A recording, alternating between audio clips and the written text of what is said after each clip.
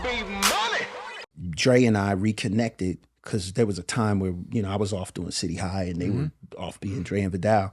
So we had lost contact for a while.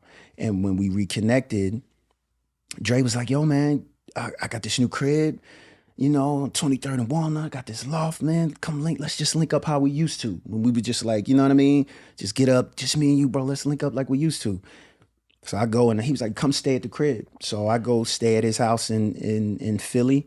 And literally the first night, he's showing me the crib, and then he's showing me the studio, and then he start fucking with the ASR and banging, hitting sound, bing, bong, bong, ding, dong, different samples, and then he hit, really hush. Then he start going through other sounds. Clink, clink, clink. I'm like, no, go back. No. I was like, no, go back to that one. Which one? This one here. Yeah. I was like, that's it right there, bro. He like, you sure? I got more shit though. I got, Yeah. Nah, that one. He's like, all right.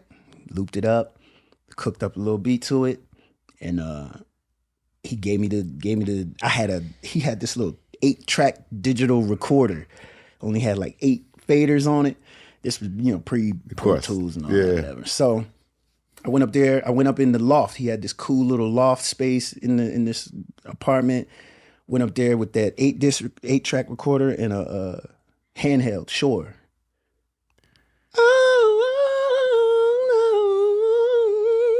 Oh, so that's on your demo. Yeah. The Superstar Challenge is on your demo. Yeah. Okay. All right. Yeah. Yeah. Levels. Yeah, I heard your stuff, man.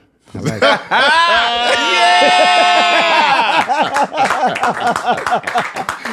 Yeah. Touche. Yeah, no. Touche.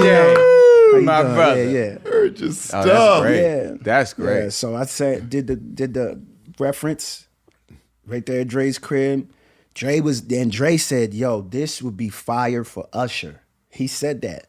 And I was like, you think so? He's like, yeah. He said, L.A. Reid been fucking with us, fucking with me and Vidal. He was like, this will be crazy for Usher. And funny thing is, this was in between 8701. Usher was kind of quiet at the moment. Mm-hmm. And Justin Timberlake was was, you know what I mean? Going crazy, yeah. Going crazy. And so I was even thinking, I was like, Usher, you sure? Like, just, because Usher was quiet at the moment. He was like, nah, I'm telling you. All right, bro, cool. He sends it to L.A. Reid, I guess, however that worked out. And about 2 weeks later, he's like, yo, L.A. Reid want to fly us to Atlanta. And we got to Atlanta. Usher was not fucking with us, boy. That was funny. No. Nah. Usher wasn't fucking with us for like a good week. Like, it took us a minute to win him over. Because he ain't know us. He's like, who these niggas? You know what I mean? And I think he was also, I think he told me later on, he was like, he just was like in a space where, you got Justin Timberlake cracking off, kind of like doing his shit. You feel what I'm saying? And he's getting all this, like, I remember Justin had the cover of Rolling Stone. I think it said the new king of pop. No, he was cooking. He was cooking. You feel what I mean? And so, Usher was like, what? Like, like, yeah, the competition. Like all this work I've been putting in, and he like, man, like, come on, man, like all the dancing and all the, you know what I mean? Like, he like, nigga, So Usher was feeling some type of way, and he just was in this space. He was a little standoffish, and it took us a minute to get him to warm up to us, but he finally warmed up to us. He didn't like Caught Up at all. He didn't like that record at all. He didn't like Caught Up. No, he didn't like that song at all. At all. That's crazy. He's like, I mean, it's cool. I don't know, Caught Up. Like, that was like Philly slang at that time. Nobody even talked like that. That was like some Philly shit, like, oh, she got you caught up, nigga. She got you caught up. He's like, we don't talk like that in the A, shawty, we don't talk like that. So we kept playing it for him, working on it a little more, playing it because he cut Superstar, and then, we was like, all right, we're gonna do some more. And then he was like, man, I need something I could dance to. And then he left the studio. So me, Dre, and Vidal, and Pooh Bear, we all put our heads together and was like, we need to give him something with some tempo, like some Michael Jackson shit, like 3 changes, like verse is one thing, pre, and then the hook goes somewhere, you know, 3 distinct movements, you know? And we cooked the song up, wrote it, I referenced it, and he came back, heard it, he's like, I don't know. He was hard, man. He wasn't fucking with it. It took us a minute. it took us a minute. We kept playing it over and over again. I remember Mark Pitts pulled me outside the room in the hallway at the studio and was like, nigga, you know something I learned from Puffy? He was like, nigga, I learned this is show business, nigga.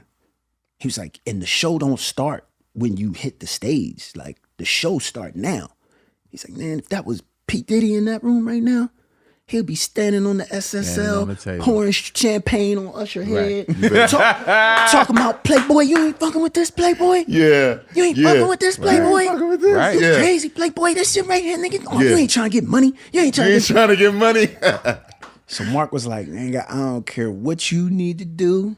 If you need to order some bottles, call some engine, get some weed, whatever you need to do, nigga, you need to sell this record. Wow. Shout out to Mark Pitts. Man, come on, man. Yeah, Mark gave me the game, so because that's great A&Ring. Great, absolutely. He knew his artist needed this record. Yeah. This was a part of a body of work they were putting together. Absolutely. Because that record, it fits perfectly on there. Yeah. It was gonna be, and the first it's a standout type of record, though. You know what I'm saying? Because it fits on there, but it doesn't sound like. Same way, is on there. Yeah. Those are the two records that kind of stick out. On that Confession to me. Yeah. Caught Up was gonna be, if I'm not mistaken, the first single, and then was like that late. Came along and just because Lil Jon, he leaked that shit. But Caught Up was like that strong contender for that first single. And when we met Usher, it was early in the album making process too. So there was like an album, which is another reason probably, in all fairness, why he wasn't all cozied up to us like that. It's like we starting the album fresh. It's not like he was 10, 20 songs into a rhythm. And then knew exactly and then what hear it was some, on. and we just kind of came in to add. We was like kicking it off. Yeah. Like Superstar and all the records we were doing were like the first ones. So he was kind of like, wait, who are these guys? Where's Jermaine? Like, what's going on? Like, what are we doing? You know what I mean? But he did cozy up to us. We got super cool. That's my brother. Like, and then when he finally did record, when he got in the booth and he started cutting Caught Up, and he started hearing how he was sounding on that bitch. Oh, he's cooking on there. Then it was like he ain't want to come out the booth. Nah, let me try one more time. Let me get this. So he's like, what the fuck? Yeah. He like, nah, let me get it one more time. No. He really singing on it up. No, he going crazy. He went crazy. Singing on it. And then me and Pooh Bear throwing ad libs at him, throwing this at him, throwing that. Try this, try that, do this, do that, do that. And he taking what we do and he take it to another level. And then it was like, we then can't it was breeze that over synergy. the fact that it's you and Pooh Bear. Listen, Pooh Bear was 22 years old.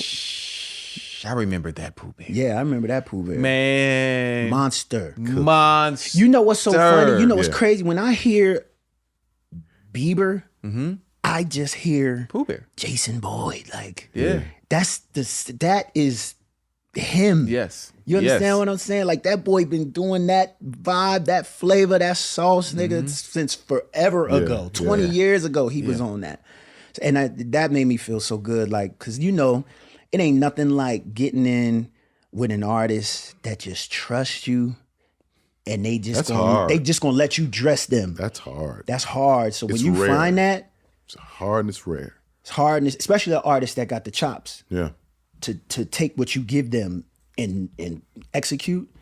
So that's when that synergy finally did happen with us and Usher, and clearly he got the chops. You seen what happened. 20 million. You know what I mean? Sheesh. That Will Smith album sold 20 million too, by the way. I just had to throw that out there. So I've been on 2 albums that double diamond. Double diamond, man. How you doing? How you doing? I heard your stuff. I heard your stuff.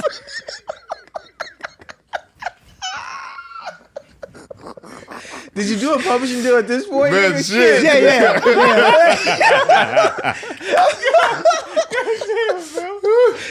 No, the first time, no.